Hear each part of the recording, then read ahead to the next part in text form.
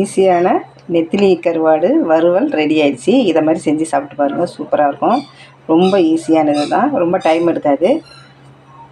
வாங்க எப்படி செய்கிறதுன்னு பார்க்கலாம்.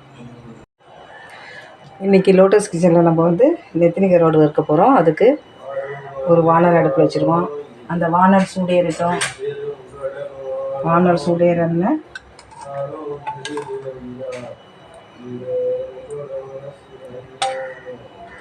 ஒரு 2-3 ஸ்பூனு அளவு எண்ணெய் சேர்த்துக்க வேண்டியதான்.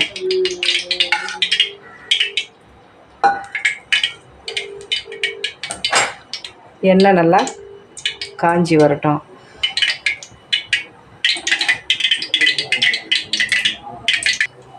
எண்ணெய் காஞ்சிருச்சு. ஒரு 2 வெங்காயம் பொடியாக நறுக்கியது, 2 தக்காளி, கொஞ்சம் கருவேப்பிலை, இதை நல்லா வதக்கிட்டாங்க. ஓரளவு வதங்கிடுச்சு. இப்போ சுத்தமாக கழுவி வச்ச நெத்திலி கருவாடை நம்ம இதில் சேர்த்துடலாம்.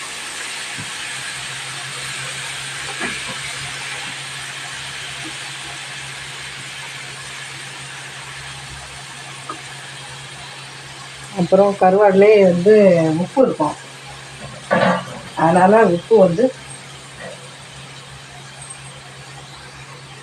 உப்பு நம்ம கம்மியாக சேர்த்துக்கிட்டா போதும், ரொம்ப சேர்க்கணுன்னு இல்லை. இது எல்லாத்தையும் சேர்த்து இப்போ நல்லா நம்ம வதக்கி விடுவோம். இதில் ஒரே ஒரு பச்சை மிளகாய், சும்மா ஒரு டேஸ்ட்டுக்கு.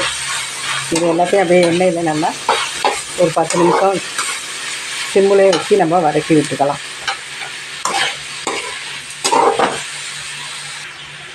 சிம்முலே ஒரு 10 நிமிஷம் நல்லா வதக்கிட்டோம்.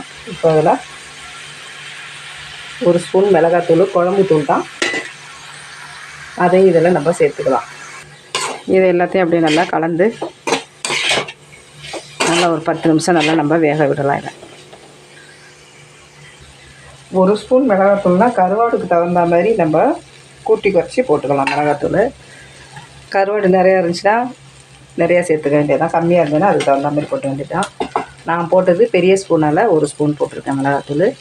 காரம் பத்தலைன்னா சேர்த்துக்க வேண்டியதான். இது அப்படியே ஒரு 10 நிமிஷம் நம்ம சிம்முலே வச்சு அப்படியே பரட்டிக்கிட்டே இருக்கணும்.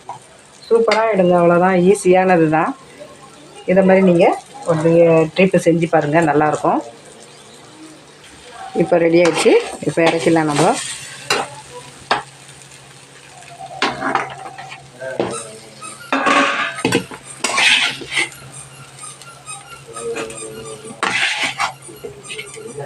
சூப்பரான நெத்திலி கருவாடு வறுவல் ரெடி ஆயிடுச்சு.